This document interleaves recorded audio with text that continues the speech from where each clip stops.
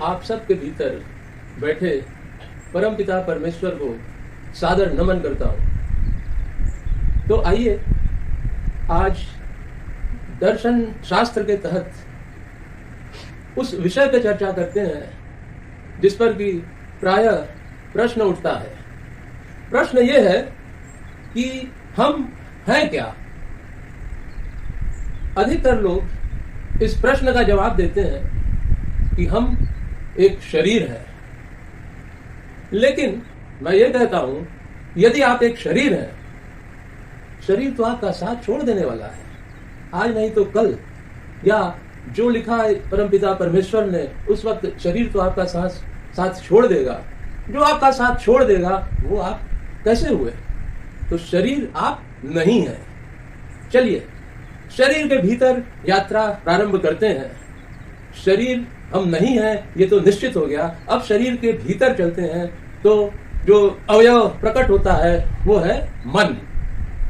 बहुत लोगों का कहना है कि हम मन है, लेकिन एक प्रश्न फिर उठता है कि मन तो चंचल है, मन तो हमारे नियंत्रण में नहीं है। अरे जो हमारे नियंत्रण में नहीं है वो हमारा बिल्कुल नहीं हो सकता, वो हमारा कैसे हो सकता है? तो चलिए ये दो बातें तय हो गई, न तो हम शरीर हैं न तो हम मन हैं। तो अब तीसरा जो अवयव आता है वो है चेतना। चेतना शब्द जो है ये आप जरा समझ लीजिए।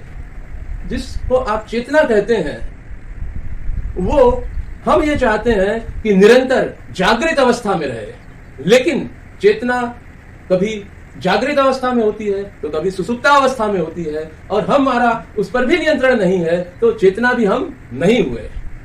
तो अब प्रश्न फिर जहां से उठा था वहीं खड़ा हो रहता है कि हम क्या हैं। अभी तक के विश्लेषण में ये बात सामने आई कि न तो हम शरीर हैं, न तो हम मन हैं, और न ही हम चेतना हैं। तो हम हैं क्या? अभी इस प्रश्न का जवाब हमको मिलता है भगवान बुद्ध के उपदेशों से। भगवान बुद्ध ने कहा है कि हम मनुष्य प्रति पल जीवित होते हैं और मृत्यु को प्राप्त होते हैं।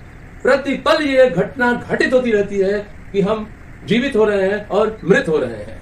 ये भगवान बुद्ध ने कहा है। और भगवान बुद्ध ने यह भी कहा कि जब हम श्वास लेते हैं तो हम जीवित होते हैं, और जब हम श्वास बाहर की ओर प्रक्षालित करते हैं तो हम मृत होते हैं। तो हर क्षण भगवान बुद्ध के अनुसार हम जीवित हो रहे हैं और हमारी मृत्यु भी हो रही है।